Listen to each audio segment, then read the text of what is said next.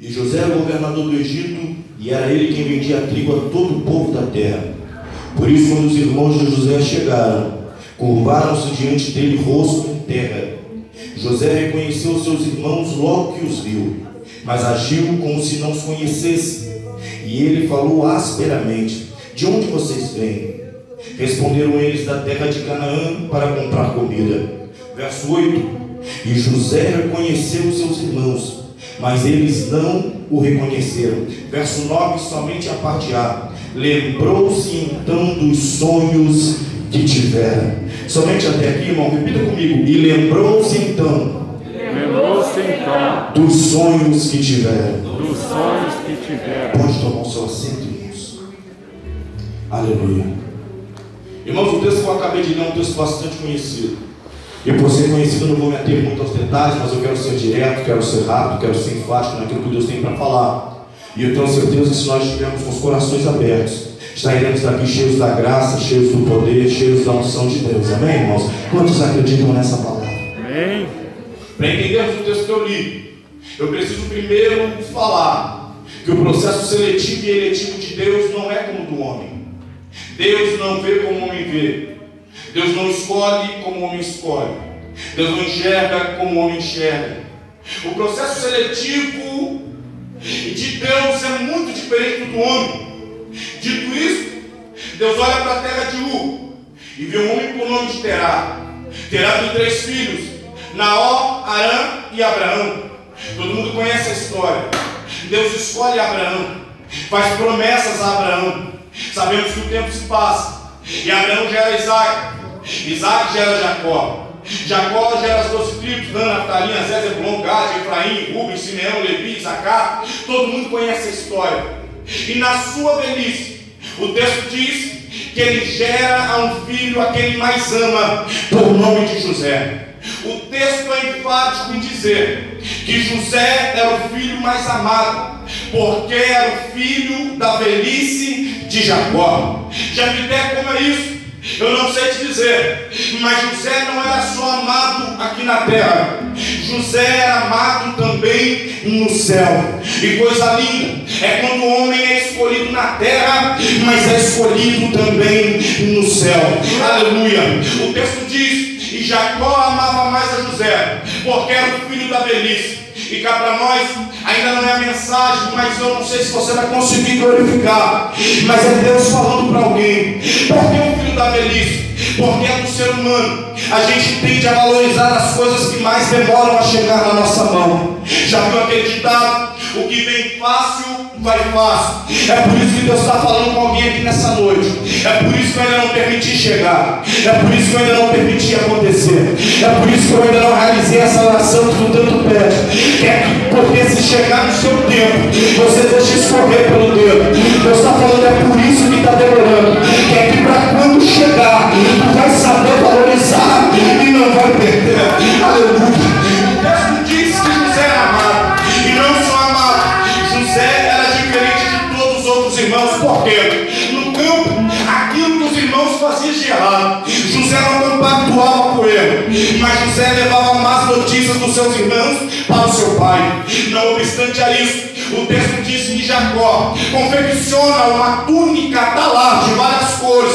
O texto diz mangas longas e dá para José. Aquilo ali enfurece os irmãos. Por que, Jefité? Não sei se é do conhecimento de todos, mas naquele tempo quem exercia trabalho pesado não usava túnica de manga longa. Túnica de manga longa era para quem estava acima, era para quem estava encarregado do serviço. Quando José recebe uma túnica de manga longa, é o pai dele dizendo: agora você está sobre os irmãos, agora você não faz mais serviço pesado. Por isso o texto diz que os irmãos de José passaram a odiar José.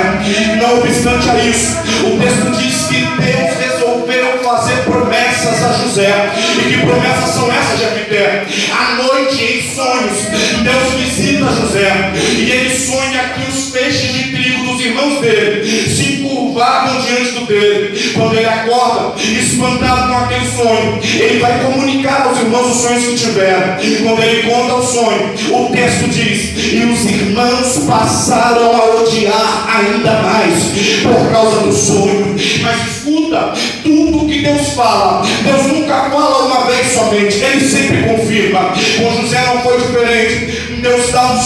sonho para José. E nesse segundo sonho, 11 estrelas, sol e lua se curvavam diante de José. José acorda animado pela confirmação da promessa. Quem sabe na mesa do café, com o pai, mãe e os irmãos reunidos, ele vai falar: eu tive um outro sonho.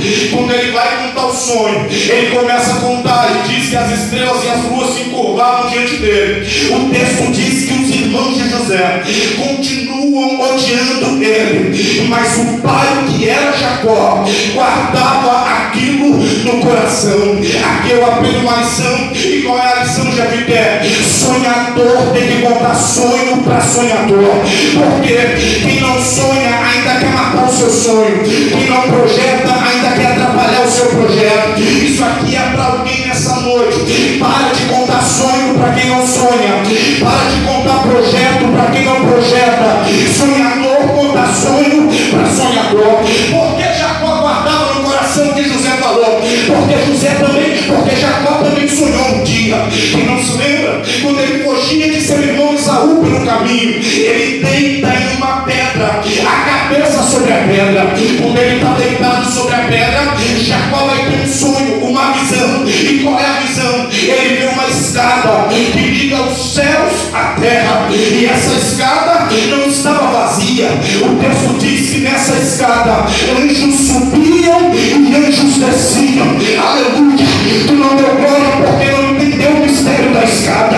Essa escada é atemporal, ela não se prende ao tempo. Tanto é que quando Jacó levanta, ele fala: quão temível é este lugar. Este não é outro lugar senão a casa de Deus. Já teve alguém que entendeu? Todas as vezes que estamos reunidos na casa de Deus, essa escada está presente, e nessa escada tem anjo subindo e anjo descendo. E eu não sei se tu vai pegar, mas anjo quando sobe, sobe com oração, mas quando desce, desce com resposta. Anjo quando sobe, sobe com adoração, mas quando desce, desce com providência. Anjo quando sobe, sobe com clamor, mas quando desce, desce com graça. Não é se eu fosse você, eu adorava, porque tem anjo subindo e descendo, subindo e descendo. Jacó guardava no coração, mas os irmãos começaram a se encher de inveja, se encher de um pensamento ruim contra José. Certa feita, eles foram apacentar em Siquém. O pai, vendo que os irmãos estavam demorando, ele fala: José, vai atrás dos seus irmãos, veja onde eles estão, traga eles de volta. Isso daqui é lindo, porque José sai. Isso aqui é resposta de Deus para alguém. José sai com um direcionamento, meu amigo presbiteriano.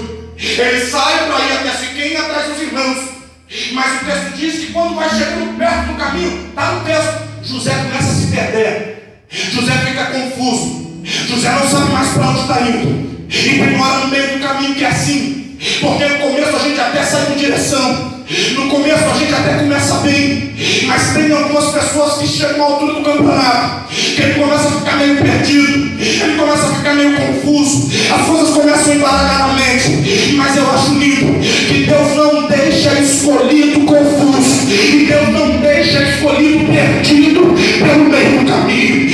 O texto diz que um varão encontrou José. Não foi José quem encontrou o varão, foi o varão quem encontrou José. José falou: vocês viram meus irmãos? Ele falou: eles foram para Dotã. Eu não sei se tu percebeu, mas o José que estava perdido agora está tendo direção de novo. E Deus está falando para alguém aqui: eu não vou deixar você se perder pelo meio do caminho. Essa noite é noite que eu dou direcionamento para pessoas aqui. Eu não vou deixar você se perder, eu não vou deixar sua mente confusa, eu não vou deixar sua mente em dúvida. Deus está dando direcionamento para pessoas aqui. Quando José vai se aproximando, irmão, Deus vai derramar uma glória aqui hoje. Aleluia. Eu estou sentindo a presença dele forte aqui em cima desse altar. Quando José vai se aproximando, o texto diz que o irmão começa a olhar para o outro. José está vindo e o irmão está dizendo para o outro assim: lá vem o sonhador, lá vem aquele que sonha, lá vem aquele que acha que vai ser maior do que a gente, lá vem aquele com o nariz empinado, lá vem aquele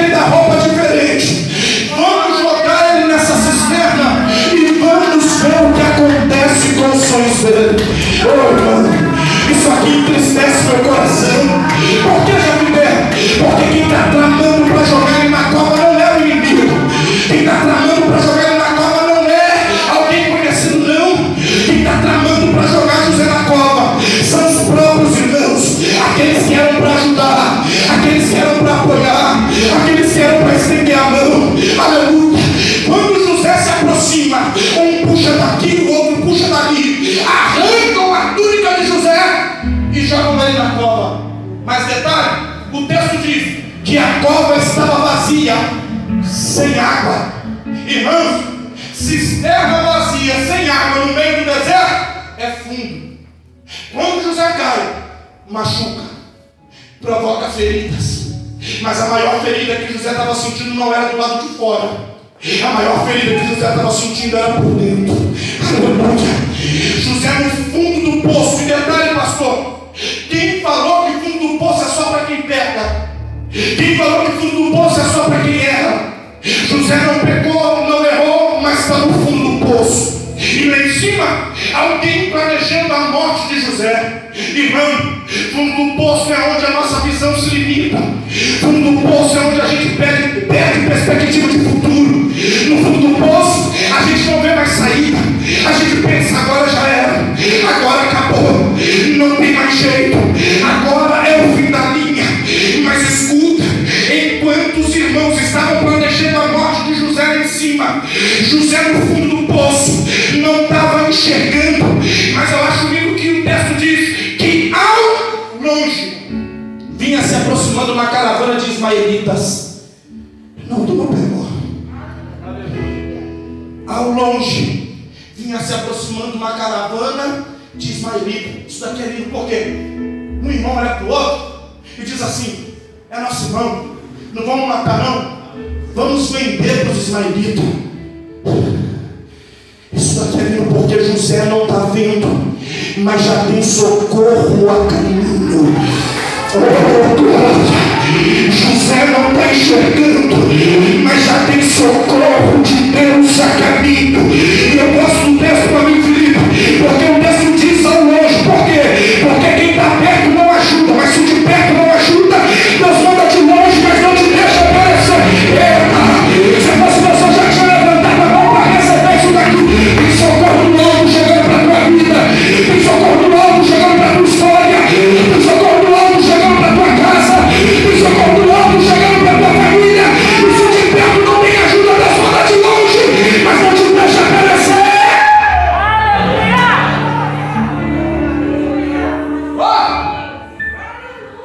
Irmãos, luta, glória a Deus agora. Os ismaelitas que estão vindo, não estão vindo vazios. Na bagagem, está no texto, eles traziam bálsamo e traziam mirra. Traziam bálsamo e traziam mirra. Trazia bálsamo e trazia mirra. Trazia bálsamo e trazia mirra. Porque já me quem já caiu sabe que a queda provoca mau cheiro. Quem já caiu sabe que a queda provoca machucados. Mas se deixou mau cheiro e machucado a queda, é Deus falando para alguém: não se preocupe, eu vou te colocar de pé, porque o socorro que está chegando está vindo com bálsamo e está vindo com mirra. É Deus falando para alguém: caiu, mas hoje eu te levanto e arranco o mau cheiro. Aleluia, porque eu tenho mirra e sara as feridas, porque eu tenho bálsamo. Deus está falando para alguém aqui nessa noite: é noite que Deus vai te tirar do fundo do poço, é noite que Deus vai te arrancar dessa situação. Satanás apostou que tu ia ficar caído. Ele falou: nessa pandemia eu acabo de derrubar ela, nessa pandemia eu acabo de derrubar ele. Mas Deus está falando: eu te trouxe nessa noite para te colocar de pé, eu te trouxe nessa noite para cuidar das feridas, eu te trouxe nessa noite para renovar a tua alma. Deus vai colocar crente de pé aqui ainda hoje. Ainda hoje. Eu começo a concluir. José é arrancado da cova, é vendido para os ismaelitas. Oh, irmão, isso daqui é lindo, eu não vou fazer rodeio. Porque, Jafité, todo mundo sabe que o cumprimento da promessa na vida de José seria realizada no Egito. É de conhecimento geral que aquilo que Deus iria realizar na vida de José seria feito no Egito. José é posto na bagagem dos ismaelitas e vai em direção ao Egito. Vou melhorar. Eu não sei se tu percebeu, mas os invejosos, os caluniadores, aqueles que jogaram José na cova, ficaram parados no mesmo lugar, enquanto José estava indo em direção à promessa. Aleluia, aleluia, aleluia. O que os irmãos de José não entendiam é que José sonhou, mas quem projetou o sonho foi Deus. E se foi Deus que projetou o sonho, dá para nascer demônio, dá para nascer capeta, dá para nascer mentira, alegria, dá para nascer fofoca, calúnia, que consiga impedir os projetos de Deus na vida de alguém. Aleluia. Entrou alguém aqui, meu amigo, que está falando: meus sonhos foram por água abaixo, meus projetos se acabaram em 2020. Mas Deus está falando para alguém aqui: Satanás vai ter que tirar a do meio, porque o projeto é meu, o projeto é meu.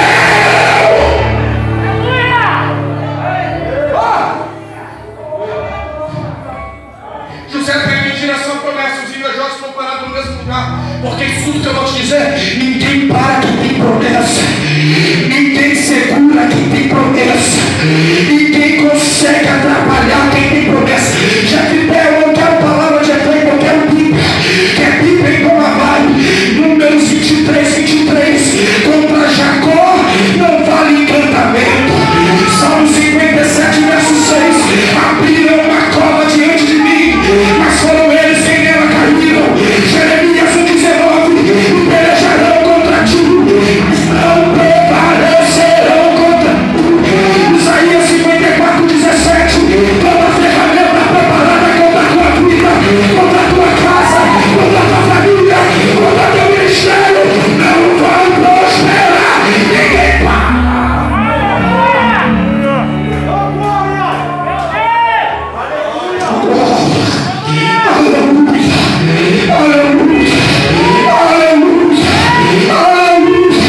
E alguém que acredita no que eu estou falando aqui, se o céu falou que você vai chegar, não é fofoqueiro que vai conseguir te parar. Se o céu falou que você vai chegar, não é calúnia, não é feitiço, não é um grande, não é inveja. Ninguém te para, ninguém te para. José vai para o Egito. Quando chega no Egito, é vendido para um oficial do faraó. O título: Potifar. Potifar não é nome, Potifar é um título. Na casa de Potifar, Deus é com José. Então é colocado sobre ele uma túnica de autoridade, e José agora é mordomo da casa de Potifar. José começa a tomar conta de tudo na casa de Potifar. Mas só que José está na casa de um oficial íntegro, mas a esposa dele não era tão íntegra assim. Irmãos, e vai apertar só um pouquinho, mas você glorifica a si mesmo. O texto diz que a mulher de Potifar começou a olhar para José com um olhar diferente. Começou a falar: esse rapazinho é bonito, esse menino é diferente. Está no texto. Ela começa a investir sobre José, por meio de conseguir se deitar com ele.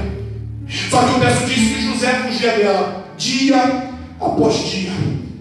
Mas é claro, José fica em relato que um dia uma festa no templo de Faraó tira o Potifar e todos os outros da casa, ao ponto de ficar somente a esposa e José, que era o mordomo.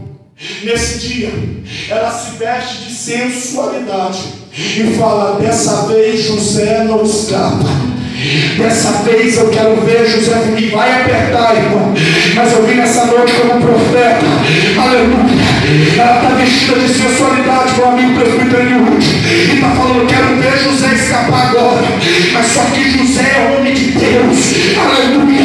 Quando José chega, o sinal vermelho acende na hora, porque ele percebe: se está vestida de sensualidade, não pode ser de Deus, porque serva de Deus não anda exalando sensualidade, serva de Deus anda exalando santidade. Eita, ô louca, José corre. José fala: como poderia eu pecar contra Deus? Não tem ninguém dentro da casa. Vim pregar para jovem. Não tem ninguém dentro da casa, não tem ninguém vendo, não tem ninguém chegando. Mas José tem medo dele não dá conta, que ele diz assim: como eu poderia pecar contra Deus? Porque José entende que muitos de nós não entendemos o quê? Que dos olhos de Deus não tem como escapar. Os olhos de Deus são como chamas de fogo, ao ponto do salmista dizer: para onde fugirei eu? Se eu colocar a minha cama no mais alto monte, ele me encontra. Se eu for até o mais profundo do oceano, ali ele também está. Eu gosto do salmista no Salmo 51, deixa o meu quarto, onde ele diz: bem sei que tu és um Deus que ama a verdade no íntimo, e sempre que eu prego para jovem eu falo a mesma coisa, e vou falar até Jesus voltar, porque verdade não é o que eu sou quando todo mundo está me vendo. Verdade é aquilo que eu sou quando eu estou no secreto, quando eu estou escondido. Quando todo mundo está me vendo, se manifesta meus atributos, se manifesta a minha eloquência. Quem canta mostra a melhor nota, quem toca mostra a sua habilidade, ninguém mostra que é ruim em público. Em público eu mostro o meu lado bom. E verdade é aquilo que eu sou quando ninguém está me vendo. Verdade é aquilo que eu sou quando a porta do meu quarto está fechada. Verdade é aquilo que eu sou quando eu estou com o celular sozinho. Verdade é aquilo que eu sou quando eu estou sozinho com a minha boca, com a minha mão. É aí que eu sou verdade. E Deus está falando: eu te enxergo, eu te vejo. Aleluia. Eu preciso concluir. José corre, mas quando José corre, a mulher agarra na túnica de José. Irmãos, quem tem mais força? O homem ou a mulher? Quem? O homem. José poderia fazer força e tirar da mão dela. Só que José entende que tem coisas que vão ser arrancadas de nós, mas tem coisa que a gente tem que deixar ir embora. Oh, glória. Tem coisas que vão ser arrancadas de nós, mas tem coisa que a gente tem que deixar ir. Aleluia. A túnica que o pai de José deu, os irmãos arrancaram, mas essa que José entendeu que ele tinha que deixar. Quem é espiritual já está entendendo o recado de Deus aqui. Tem coisa que ele não vai tirar, tem coisa que é você que tem que abrir mão, tem coisa que ele não vai arrancar, tem coisa que é você que tem que deixar de lado, tem coisa que ele não vai arrancar, tem coisa que é você que tem que se posicionar. Só que isso rende para José uma cadeia. Por quê? Quando Potifar chega, a mulher tem a prova na mão. Fala aqui: o seu servo desonrou a nossa casa, tentou me agarrar. José agora é levado para a cadeia. Só que José é homem de Deus, irmãos. Na cadeia, José é tão homem de Deus que dentro da cadeia o carcereiro deixa os presos ao cuidado de José. Já que alguém tem isso, é o tempo de Deus. Cada primeira questão que eu concluo aqui é o tempo de Deus. Por que tempo de Deus, José? O texto diz que José ficou 2 anos inteiros na cadeia, 2 anos inteiros na prisão. Tempo de Deus. Porque, Jacqueline, fora do tempo não adianta que nada acontece. Fora do tempo não adianta que a porta não abre. Fora do tempo não adianta que o casamento não chega. Fora do tempo não adianta que o telefone não toca. Fora do tempo não adianta que as coisas não vão. Aleluia. Mas no Kairos de Deus não tem quem consiga impedir. Já viu o que é Kairos? Kairos no grego é o tempo oportuno, o tempo certo. O texto diz: 2 presos dentro da prisão. Olha como é o tempo de Deus. Olha como é o tempo de Deus. Tem sonhos. José revela o sonho dos 2. Um vai ser morto, o outro vai ser restaurado ao quarto. O padeiro morre, o copeiro é restaurado. Só que José, olha só, fora do tempo, José falou para o copeiro: lembra de mim quando estiver diante do faraó. Fala de mim para ele. Lembra do meu nome. Só que está fora do tempo, irmão. O copeiro sai, mas o texto diz: e o copeiro esqueceu de José. Aleluia. Sabe um dos nossos maiores defeitos? É esperar de homens aquilo que só Deus pode fazer. Aleluia. Deus está falando para alguém que para de esperar de homens aquilo que só eu posso fazer. Deus está falando: para de se humilhar, para de pedir, para de esperar de homens. É Jeremias 33:3: clama a mim e responderei.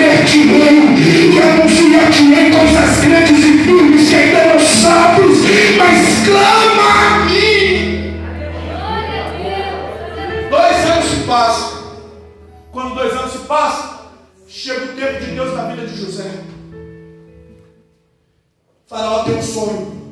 Não tem quem consiga decifrar. E eu termino. Não tendo ninguém para decifrar, o copeiro se lembra dele. Faraó fala: manda chamar José.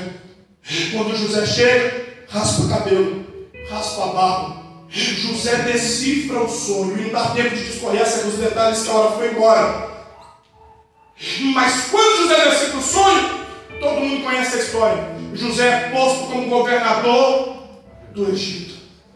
Tem que ser espiritual para entender o que eu vou dizer aqui. É colocado um colar de autoridade no pescoço de José. O anel selo, Faraó tira da mão e põe no dedo de José. Aleluia. Pega a filha mais bonita e fala: José, agora é sua esposa. Pega uma túnica nova, aleluia, e veste José. Já vi o que é isso? É o tempo de Deus na vida de um homem. Porque eu não sei se você percebeu, mas quando José recebeu a promessa, José tinha 17 anos. Quando a promessa vai se cumprir, José tem 30. Ao ponto dele ter esquecido aquilo que Deus falou com ele. Esqueceu, já que esqueceu. Me prova na Bíblia. Prova, mas escuta. Em todo esse tempo, Deus já estava preparando José. E não vai dar nem tempo de terminar a mensagem. Mas ó, prepara, Jefité. Prepara. Eu não sei se tu percebeu, mas a túnica de manga longa era José governando sobre os irmãos. Eu não sei se você percebeu, mas o cargo de mordomo na casa de Potifar era José governando na casa de Potifar. Eu não sei se tu percebeu, mas dentro da prisão, o carcereiro colocando